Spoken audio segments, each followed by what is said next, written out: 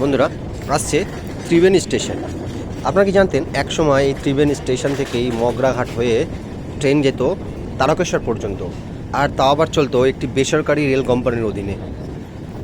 স্বাধীনতার পূর্বে যখন ভারতবর্ষে ইংরেজদের শাসন ছিল, তখন এই হুগলির প্রত্যন্ত গ্রাম অঞ্চলের মধ্যে দিয়ে মাঠ ঘাট, বাড়ির উঠোন, রান্নাঘরের পাশ দিয়ে এই ট্রেন কিন্তু পৌঁছাতো তারকেশ্বর পর্যন্ত।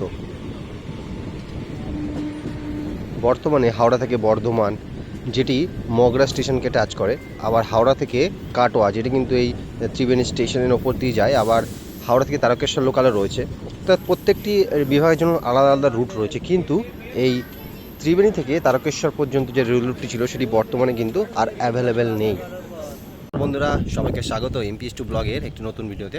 বন্ধুরা, এখন আমি যে স্টেশনটিতে রয়েছি এটি হচ্ছে হুগলির ব্যান্ডেল কাটা রোডের একটি স্টেশন। এই স্টেশনটির নাম হলো ত্রিবেণী রেলওয়ে স্টেশন।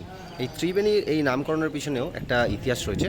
এখানে তিনটি নদী, একটি হচ্ছে ভাগীরথী, একটি হচ্ছে কুন্তী এবং সরস্বতী, এই তিনটি নদী এখানে এসে মিলিত হয়েছিল। এই কারণে এই জায়গাটির নাম কিন্তু ত্রিবেণী। এটি ধর্মীয় বেশ আবেগের জায়গা রয়েছে ত্রিবেণী স্টেশনে।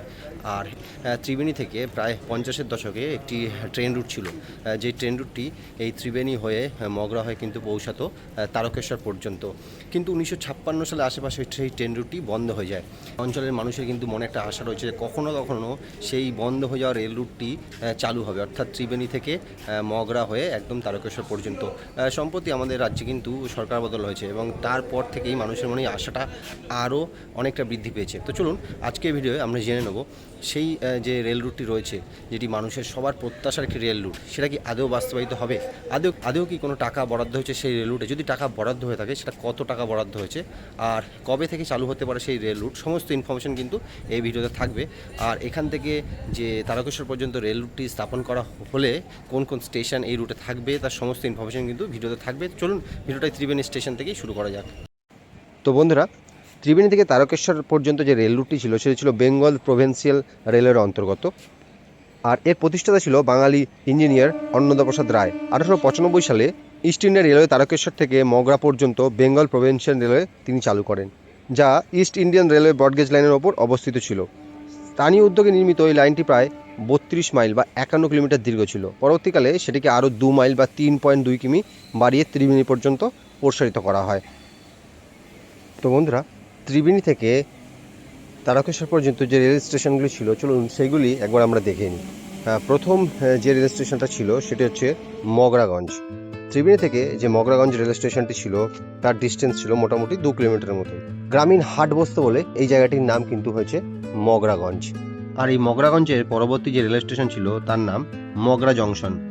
সেখান থেকে কিন্তু দুদিকে ট্রেন যেত, একদিকে যেমন ব্যান্ডেলের দিকে যেত, তেমনি আবার এই রুট দিয়ে আপনি কিন্তু যেতে পারতেন এই তারকেশ্বরের দিকে, সেই জন্য এটিকে জংশন স্টেশন বলা হতো। এরপরে কুন্তী নদী পেরিয়ে ট্রেন পৌঁছাতো সুলতানগাছা স্টেশনে।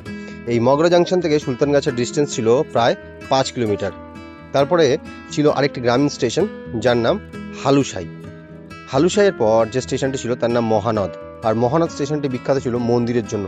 আমরা সকলেই জানি মহানদে যে মন্দিরটি আছে সেই মন্দির অনুকরণেই কিন্তু তৈরি হয়েছিল দক্ষিণেশ্বরের যে কালীবাড়ি, সেই কালীবাড়ি।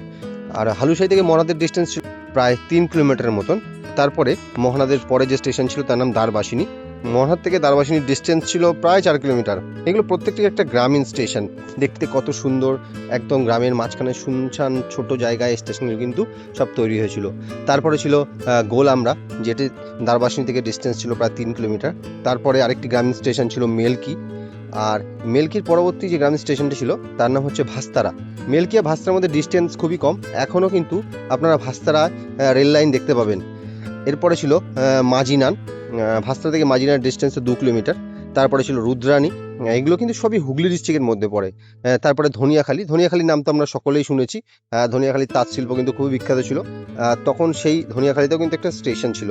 তারপরে শামাসপুর, এবং শামাসপুরের পরে যে স্টেশন ছিল কানী নদী। এগুলো খুব কাছাকাছি দুটো স্টেশন ছিল, 1 কিলোমিটারের মধ্যেই।